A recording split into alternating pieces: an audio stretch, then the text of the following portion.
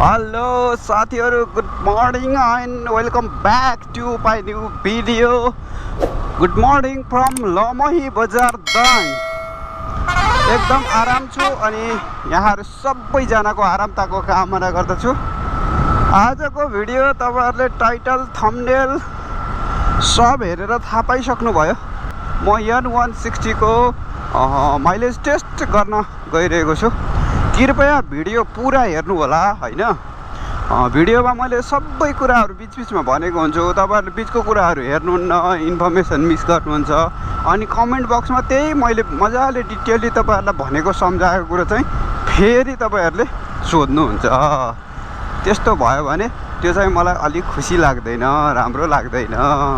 त्यही भएर मेरो मन नदुखाइदिनु होला, पुरै भिडियो हेर्नु होला है। रेन्जो दाइ हुनुहुन्छ? हामी यता सुन्दर सुदूरपश्चिम घुमेर आएको हो हैन। मैले अब यहाँ अगाडि पेट्रोल पम्प खोज्नु पर्ने हुन्छ। पेट्रोल पम्प पाएपछि फुल ट्याङ्क तेल हाल्छु, त्यसपछि बुटोलसम्म पुग्छु। हाइवेमा खतरा टप स्पिड पनि टेस्ट गर्छु। मैले हिजो गरेको थिएँ हैन, तर हिजो पानी पर्यो, भिडियो बिग्रियो।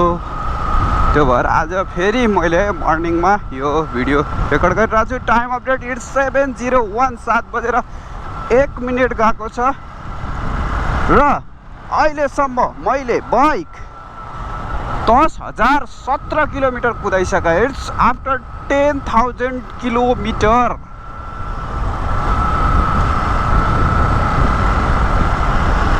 ओके गाइस, पहिले पेट्रोल पम्प भेटौँ अनि कुरा गरौँ। मेरो राइट साइडमा मैले पेट्रोल पम्प देखिसकेको छु, डिजल पेट्रोल हैन। जाउँ यसो। पेट्रोल पेट्रोल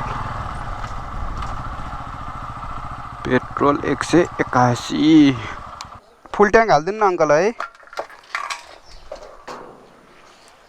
यो तलको यो बेस हालिदिनु है।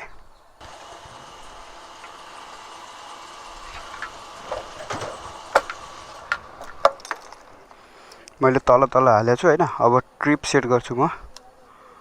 पहिलो काम भनेको मेरो ट्रिप 1 388 चलाएको छु हैन। त्यहाँ 55 को माइलेज छ अनि ट्रिप 2 मा नि 55 कै माइलेज छ।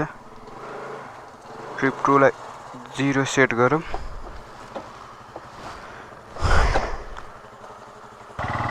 मैले ट्रिप 2 0 पनि सेट गरेँ। ओडिआई मिटर डिटी 580 देखाएको छ। ओडिआई मिटर 10,019 छ। लागौँ अब अगाडि बढौँ। अब बुटोल यहाँबाट लगभग 100 किलोमिटर छ। होइन भने म घरतिर जाँदैछु, अलि टाढैसम्म पनि तानसेनतिर पुगेर पनि म यसको पेट्रोल हालेर चेक गर्न सक्छु हैन। हाइवेमा लगभग 55 57 हैन यसले देखाउने माइलेज चाहिँ त्यो हो। लगभग क्याल्कुलेट गरेर मैले त्यसरी अलि हेरेको छैन हैन। अन्दाज गर्दा चाहिँ त्यही 50 55 कै राउन्ड त्यो जस्तो मैले अनुभव गरिरहेको छु अहिलेसम्म हैन। अब हेरौँ, आज थाहा हुन्छ। ट्याङ्क टु ट्याङ्क एक्चुअली त हुँदैन। जहिले पनि यो तपाईहरु के बुझ्नुपर्छ भन्दा जुन पनि यो माइलेज टेस्ट छ, मैले कसरी राइडिङ गर्छु हैन, मेरो बाइकमा मैले एयर फिल्टरको कन्डिसन के छ, मोबिलको कन्डिसन के छ, त्यो भएर हो। सर्भिसिङ गर्नुपर्ने बेला भएको छ। सर्भिस रेन्ज पनि देखाइरहेछ हैन। एराउन्ड 2200 किलोमिटर हामीले कुदाइसक्यौँ सुन्दर सुदूरपश्चिम ट्रिपमा। अब हेरौँ, बिहानको मौसम छ एकदम। हिजो राति पानी परेर शीतल छ, नआयो भने यहाँ हाई गर्मी हुन्थ्यो। यहाँबाट भालुवाङ 21 किलोमिटर। यो अलिकति बजार एरियाको घरहरू भएको बिहानै समय छ, मान्छेहरू हिँड्ने हाइवे हो, त्यही भएर होइन। स्पिड चाहिँ त्यस्तो क्रुज गरेको छैन मैले। टप स्पिडको कुराहरू पनि धेरै सोध्नुहुन्छ होइन। त्यस्तो टप स्पिडलाई म खासै राम्रो मान्दिनँ। टप स्पिड टेस्ट गर्नु चाहिँ नेपालको रोडमा त्यो खतरनाक कुरा हो, भएन। ठुलो डेन्जर हुनसक्छ होइन, ठुलो कुरा हुन्छ होइन। रोड यस्तो छ, रोड बम्पी छ होइन, अनि झिकझ्याक भइहाल्छ। अनि यताबाट मान्छे आउँछ, उताबाट गाडी आउँछ, यताबाट गोरु आउँछ, यताबाट भैँसी आउँछ, आफै गर्छ। त्यो भएर टप स्पिड चाहिँ खासै त्यस्तरी हुँदैन। हिजो चाहिँ मैले बाँके राष्ट्रिय नेसनल एरियाको भित्र चाहिँ हल्का एकचोटि विचार गरौँ त भनेर गरेको थिएँ। 122 मैले भेटेको थिएँ होइन यसको टप स्पिड। हालसम्मकै मेरो टप स्पिड भनौँ 122। अब आज पनि त्यस्तो बाटो भेटियो भने विचार गरौँ, होइन भने आनन्दले जाने हो 80-90 को स्पिडमा। सरर बिहान चिसो छ, भर्खरै पानी परेर बिसायो होइन। आज पनि भिडियो त्यस्तै होला जस्तो लागिरहेको थियो, धन्न बिसायो होइन। गरम भइसक्यो यति पानी बिसाउँदा। अहिलेसम्म पेट्रोल हालेबाट 70.8 किलोमिटर हामी राइड गरिसक्यो। चन्जौटा कटिसक्यो हामी। अब बुटोल पुग्न त्यस्तै 50-55 किलोमिटर छ। अब आयो भैँसी। अब भैँसीलाई हरार बजार हुँदैन, आफै थलिनुपर्छ। 55 kilometre Butwal. Time update it's 10:13, 10:13 गएको छ। अनि यो इन्जिन माल फङ्सन अघि पिछाउँदै फेरि सुरु भइसक्यो। वाट द सल्युसन, के हो यसको सल्युसन त्यही थाहा भएन। अब योचोटि सर्भिसिङमा चाहिँ टन्नै डिस्कस हुनेवाला छ इन्जिन माल फङ्सनको कुरालाई लिएर। रेन्जो दाइलाई हिमालयन 411लाई फ्लाइबाई हानिदेऊ यसो।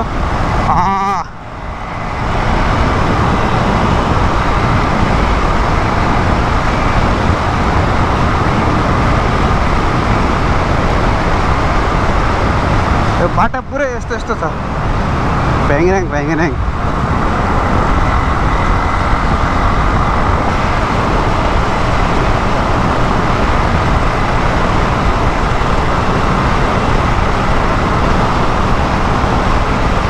रेन्जो दाइलाई फेरि एकचोटि फ्लाइबाई हानौँ होइन।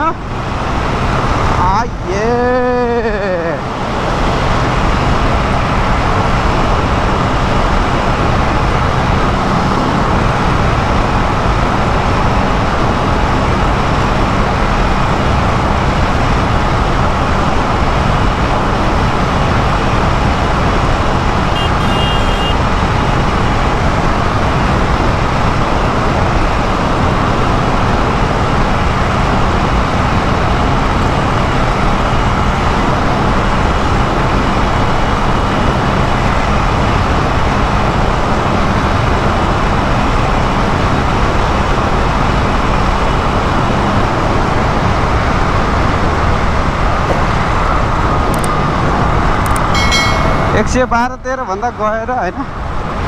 त्यो बाटो यस्तो पट्टी बाँधेको बाटो छ क्या। अब धेरै यस्तो जबरजस्ती गर्नु पनि हुँदैन होइन। It's just try at your own risk है। तपाईँहरूको आफ्नो स्थिति, शरीरको, बाइकको सबै कुराले हेरेर ट्राई गर्नु होला, रोड हेरेर।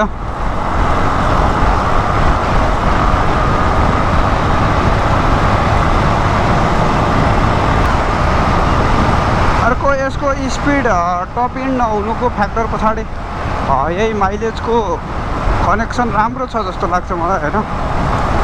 माइलेज इज इनफ भनेको सोचे भन्दा पनि धेरै राम्रो माइलेज मैले प्राप्त गरिरहेको छु होइन। हाइवेमा 55+, 55+ भनेको 160 सेगमेन्टमा होइन। जुन पावर छ, जुन कम्फर्ट छ, राइडिङ कम्फर्ट छ, एकदम राम्रो हो।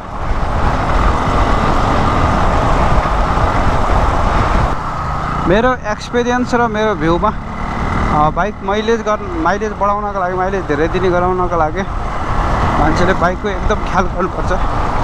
मेन फ्याक्टर त तपाईँको चलाइ हो, तपाईँ कुन हिसाबले कसरी चलाउनुहुन्छ भनेर। अहिले मैले एकदम लास्ट रफली हाइवेमा चलाइरहेको छु होइन।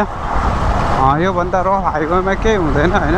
स्पिडिङ धेरै छ अनि मजाले हाल्नु भ्याङऱ्याङ घुङरुङ होइन। एक्सिलेटर धेरै लिएर ब्रेक मजाले कसेर चलाइरहेको छु होइन। हाइवेमा नि आनन्द सलल्ल होइन 50, 60, 70 को स्पिडमा आनन्दले हिँड्न सकिन्छ होइन। तर मैले त्यस्तो गरेँ होइन, म घरै हिँडिरहेको छ हाम्रो होइन। यो गर्दाखेरि मैले अरू बेलाको तुलनामा अहिले अलिक घट्न पनि सक्छ। खै बुटोल त आयो 125 किलोमिटर चलाएर होइन, तर पेट्रोलको एक लाइन पनि घटेको छैन। अब यसको यहाँ माइलेज हेर्दाखेरि यसले 46 देखाइरहेछ। अब डिटी 550 देखाएको छ, 10,144 भयो। अब यसलाई तानसेन गएर चेक गर्नु पर्ला एकैचोटि है त। अब म तानसेन जाने हो पुटोलबाट, यो पनि हाइवे नै हो तर बिग्रेको छ। अब माइलेज टेस्ट थाहा पाउने त हो होइन, लाइनै नघटिकन तेल किन हाल्नु, 1-2 लिटर जाला, 2 लिटर जति जान सक्छ, 2 लिटरभन्दा धेरै, 3 लिटर 2 लिटर जति होइन। अब त्यही भएर तानसेन गएर हाल्नुपर्छ यसको। भिडियो हेर्दै गर्नु होला। ओहो बुटोल अर्कै भइसकेछ। बुटोल हिल्सको पुरै बोर्ड आएछ। गर्मी धेरै छ बुटोलमा। अब बिस्तारै यता पहाडतिर लागेपछि, तिराउ खोलाको तिरैतिर गएपछि अलि शीतल हुन्छ भन्ने आश गरौँ। म बुटोलबाट तानसेनतिर लागिरहेको छु होइन। पेट्रोल फ्युल अफ गरेदेखि मैले 137.5 किलोमिटर चलाएँ। टाइम अपडेट्स 12:17, 12:17 गएको छ। बाटो साँगो रहेछ, एउटा ट्रक आयो भने लगभग अलिकति छोडेर सब गर्छु बाटो। त्यो भएर आनन्दले हिँड्छु म यो बाटो, उता जस्तो रस राइड गर्दिनँ। अब तपाईँले यसबाट नि अन्दाज गर्नु सक्नुहुन्छ होइन, कस्तो चलाइमा के हुन्छ भनेर माइलेज।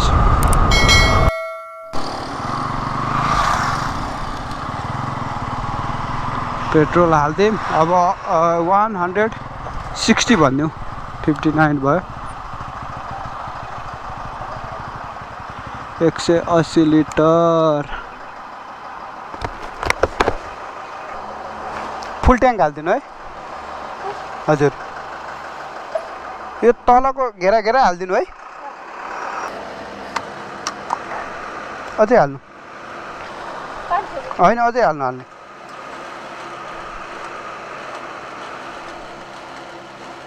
हाल्नु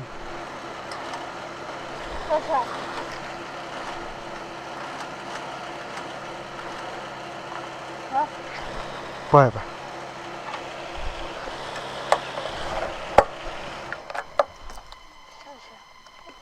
3.32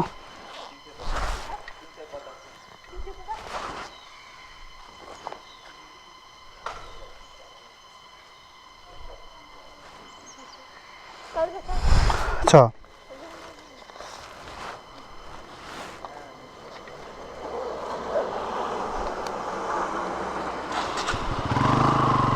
3.32।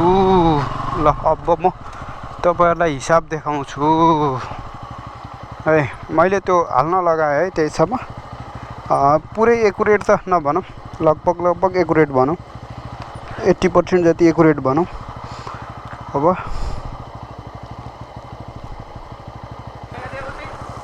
159.8 डिभाइडेड बाई 3.32।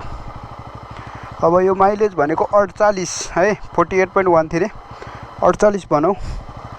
अहिलेसम्म दिएको माइलेज 48 हो, 48 हो पेट्रोलको हिसाब गर्दाखेरि। अब यहाँ चाहिँ माइलेज 46 देखाएको छ होइन।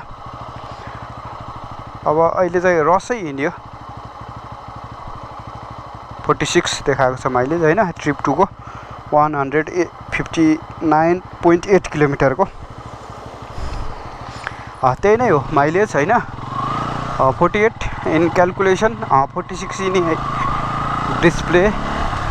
मलाई लाग्छ लगभग 50+ माइलेज चाहिँ मैले अरू बेला प्राप्त गरिरहेको छु, जुन बेला म हाइवेहरूमा राइड गर्छु मजाले। अब रस राइड गऱ्यो भने चाहिँ अलिकति घट्छ, रफ राइड पनि हुन्छ। त्यो रस राइड गर्दाखेरि आनन्दले हिँड्दाखेरि 50-55 त्यस्तो माइलेज मैले प्राप्त गर्छु N160 मा। अब आजलाई यो माइलेज टेस्टको भिडियो यति नै भयो। ट्याङ्क टु ट्याङ्क गरेँ, ट्याङ्क इम्प्टी गरेर मैले माइलेजको टेस्ट पनि गर्न सक्थेँ, तर यसको फ्युल सेन्सरहरू एफआई इन्जिन भएको भएर त्यसरी ट्याङ्की खाली गराएर हिँड्नु चाहिँ अलिकति उचित मानिँदैन, बाइकलाई माया गर्ने हिसाबले पनि त्यो कुरा हुन्छ। त्यही भएर मैले ट्याङ्क टु ट्याङ्क नै गरेको हो। तर मेरो ओभरअल मैले के गर्छु भन्दा हिँड्दाखेरि ट्रिपलाई 0 सेट गरेर पछि तेल हाल्दाखेरि हिसाब गरिरहेको हुन्छु बेला बेला। त्यो बेला चाहिँ यो हाम्रो सुदूरपश्चिम राइडमा जुन भर्खरै मैले अगाडि कम्प्लिट गरेँ, यसमा चाहिँ मेरो म्याक्सिमम् त्यो अछामतिरको मध्य पहाडी लोकमार्गहरूको राइड गर्दाखेरि अनन्त राइड गरिन्छ नि त, बिन्दास तरिकाले हेर्दै 50-60 को स्पिडमा, 60-70 होइन 70 पनि पुगिँदैन, 50-60 कै स्पिडमा अन्तरी यात्रा गर्दाखेरि 55-58 त्यस्तै माइलेज प्राप्त गरेको थिएँ। हाइएस्ट भनेको चाहिँ 58 हो। आजको भिडियो यही भयो। तपाईहरुलाई कस्तो लाग्यो माइलेज N160 को? तपाईले कति प्राप्त गरिरहनु भएको छ कमेन्ट बक्समा लेख्न सक्नुहुन्छ हैन। मैले भनिसके माइलेज तपाईले प्राप्त गर्नका लागि, धेरै माइलेज गराउन लागि के गर्न सक्नुहुन्छ भनेर अगाडि मैले भनिसके हैन। त्यो कुरा छुटाउनु भएको छैन भने भिडियो फेरि सुरुमा गएर सुरुदेखि हेर्नु होला। अर्को भिडियोमा फेरि भेट हुनेछु। तबसम्मको लागि म राइडर बोय बिदुर बिदा हुन चाहन्छु। यहाँहरु सबैको दिन शुभ रहोस्।